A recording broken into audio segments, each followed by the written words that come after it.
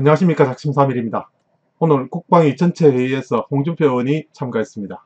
중점적으로 두 가지를 이야기했습니다. 정말 침착하고 꼭 해야 될 것을 준비하는 과정이 너무나 멋지게 보입니다. 추미애 사건은 전 국민의 관심사다. 불가피하게 두세 명은 꼭 증인으로 출석시키게 해달라. 연평도 피격 공무원 사건은 국민의 알 권리를 해소하게 해야 된다. 유족이나 아들을 불러서 그들의 심정을 국민에게 소상히 알릴 필요가 있다. 약 한 10분 넘어갑니다. 그래서 작심삼일이 작업을 좀 했습니다. 노이즈를 완전히 제거했습니다. 두 번째는 무음 처리된 부분 완전히 줄여서 내용은 100% 그대로, 시간은 반으로 줄였습니다. 여러분들과 함께 보시겠습니다. 자, 국회 국정감사가 시작되었습니다. 홍준표 의원이 이번에 좋은 의정활동으로 많은 것을 얻을 수 있도록 여러분들과 함께 응원하겠습니다.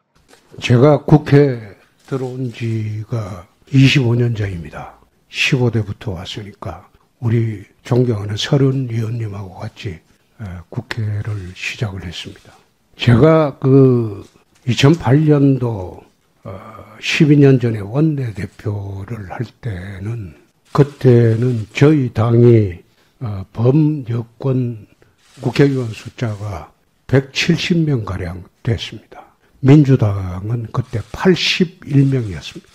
그런데 개원협상을 하면서 절대 밀어붙이지 않고 6월부터 8월 중순 넘어서서 2달 반 동안 민주당과 협상을 해서 민주당이 요구하는 안을 거의 다 받아들이고 8월 말경에 합의 개원을 했습니다. 그때 원혜영 민주당 대표님, 정세균 당대표님 모시고 그때 2008년도 그런 식으로 국회 운영을 했습니다. 그런데 이번에 이제 국회에 8년 만에 들어와 보니까 2008년도 상황하고 거의 유사하게 여야가 뒤바뀌어져 있었는데 국회 운영은 정반대 상황으로 운영되는 것을 쭉 봐왔습니다. 지난번에 부동산 3법 처리할 때도 이거는 좀 아니다, 그런 생각을 했고, 최근에 이제 어제 한기호 간사가 사퇴를 했는데 저는 그걸 보면서 국방위만큼은 이 정쟁의 대상으로 삼아서는 안 된다. 그런데 추미애 장관 아드님 그 병무 관리 문제는 전 국민의 관심사이기 때문에 불가피하게 두세 사람의 정의는 채택을 하는 게 옳지 않느냐. 또 연평도 피격 공무원 관련해서 가족이나 또 오늘은 그 아들의 편지가 공개가 되기도 했습니다. 그러면 국민들이 보는 국방위의 가장 큰 쟁점은 사실 추미애 장관의 아들의 병무관리 문제와 연평도 그 피격 공무원 그 문제가 가장 집중이 되는 것인데, 여기에 아무런 정인 없이 끝내자고 하는 것은 나는 이게 좀 과하지 않느냐, 그런 생각이 들었습니다. 물론 대한민국 국방을 논하면서 추미애 장관 아들의 병력 관리 문제가 이게 무슨 큰 대사냐, 난 거기 동의합니다. 그 대사 아닙니다. 사소한 일 중에 하나에 불과합니다. 근데 이걸 전부 국방부 전체인 양 몰아가는 것도 나는 동의하지 않습니다. 그러나 국민적 관심사가 있기 때문에 최소한의 조치는 취해야 하지 않느냐. 그게 첫째고, 두 번째, 연평도 공무원 피격 사건은 이거는 국방부에서 말하는 그 내용하고 또 드러나는 진실하고 너무나 틀린 적이 많기 때문에 유족의 진술을 한번 우리 국방위에서 들어보고 그걸 소화를 해서 국민들에게 중화를 시키는 것도 국회가 할 일이다. 저는 그런 생각이 들었습니다. 그래서 우리 국방위만은 저는 이 두 사건을 소위 국방부 전체의 문제로 몰아가는 것을 반대를 합니다. 대한민국 국방부가 어떻게 이 두 문제만으로 국정감사를 받겠습니까?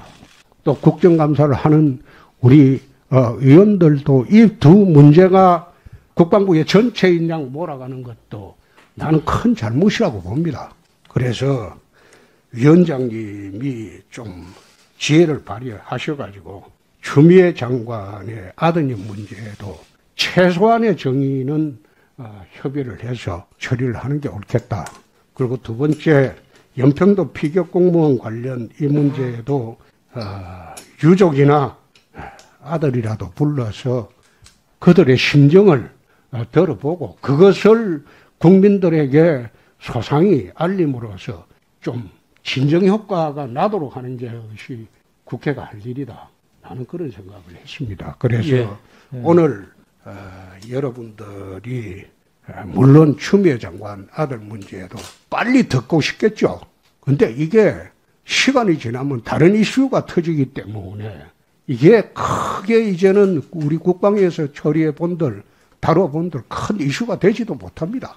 한 줄짜리 기사가 안 될 수도 있습니다. 그래서 여기에 너무 과민하게 생각하지 마시고 국회 본연의 자세로 돌아가서 또 국방위원회 본연의 자세로 돌아가서 정쟁으로 끝내지 말고 서로 타협하고 협의해서 또 야당 간사의 입장도 좀 존중해서 그렇게 좀 위원장님이 중재를 하셔가지고 오늘 회의 끝나고 나서라도 좀 국방위를 서로 여야가 대한민국 5천만 국민의 안전과 생명을 위한다는 그런 자세로 임해줬으면 네. 정쟁으로 얼룩지지 않았으면 하는 한교 군사가 사퇴를 했는데 위원장님이 사퇴를 철회하도록 그렇게 좀 설득을 해서 우리 위원회가 원만하게 여야가 합의로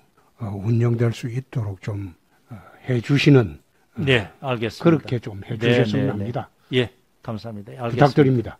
예, 알겠습니다.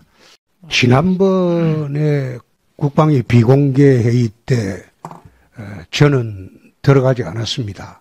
거기 들어가게 되면 SI 첩보를 보고를 받는 자리가 될 것이고 저는 국방위가 지금 두 번째입니다. 2008년도 국방위를 하고 그 당시에 2년간 국방위를 했기 때문에 SI 부대의 첩보를 듣게 되면 그거는 군사기밀이 되고 어차피 그것은 언론에 공개될 건데 마치 제가 그 혐의자가 될 것 같은 기분이 들어서 내 비공개회의에 참석하지 않았습니다. 그러나 독일 정보위 같은 경우에 보면 국가의 최고 기밀을 정보위원들에게 다 보고를 합니다. 근데 그 보고를 받은 정보위원들은 각 당의 대표한테만 보고를 합니다. 절대 언론에 개별적으로 공개는 하지 않고 그 당의 대표한테만 보고합니다. 그러면 그 당의 대표가 국가정책 전체에 대한 운용을 어떻게 할 것이냐, 그 당의 대표가 결정하는 겁니다. 지금 주호영 대표가 그런 이야기하는 것을 비난을 하고 있는데 나는 그게 옳지 않다는 생각이, 우리 당의 의원들이 주호영 대표한테 그 SI 첩보를 보고하는 것은 당연한 겁니다. 그건 독일 정보위원회도 그렇게 하고 있고요. 그리고 그 당의 대표가 이것을 어떻게 활용할 것이냐, 그것은 대표의 결정 사항입니다. 그래서 그 문제를 두고 자꾸 이야기하는 것은 나는 옳지 않다는 생각이고, 두 번째, 추미애 장관의 아드님 문제는 이미 무혐의 처분이 되었기 때문에 검찰 자체의 절차로 항고 그리고 재정 신청 절차가 남아 있습니다. 법적으로 할 일은 법적으로 하고, 왜 우리 국방위에서 현동안 그리고 이철원 10명가량 신청을 했지만 이 두 분은 당직 사병과 한국군 지원단장으로서 본인들이 스스로 국회에 나와서 정언하겠다는 것이고, 그리고 연평도 피격공무원 관련해서 이래진 피격공무원의 형님은 나와서 자기 한풀이를 좀 해달라는 것이고, 국정감사라는 것은, 또 국회라는 것은 이게 마무리를 짓는 해원 절차, 원을 풀어주는 절차를 갖는 것이 저는 국회라고 봅니다. 사법기관처럼 일도양도하게 무엇이 옳다, 무엇이 그르다 결정하는 것이 아니라 해원 절차를 마지막에 갖는 것이 나는 국회의 기능이라고 봅니다. 그렇게 해서 10명하고 쭉 많이 신청을 했지만은 저는 현동안, 이철원 이 두 분은 스스로 나오겠다는 것이고, 그리고 이분들이 나와서 정을 해본들 사건의 진상이 뒤집어지거나 가려지질 않습니다. 해원 절차죠. 그리고 이래진 이분도 나와서 이분이 뭘 알겠습니까? 자기 가족의 현재 처한 상황이나 억울한 상황을 국민들 앞에 호소하는 해원 절차에 불과합니다.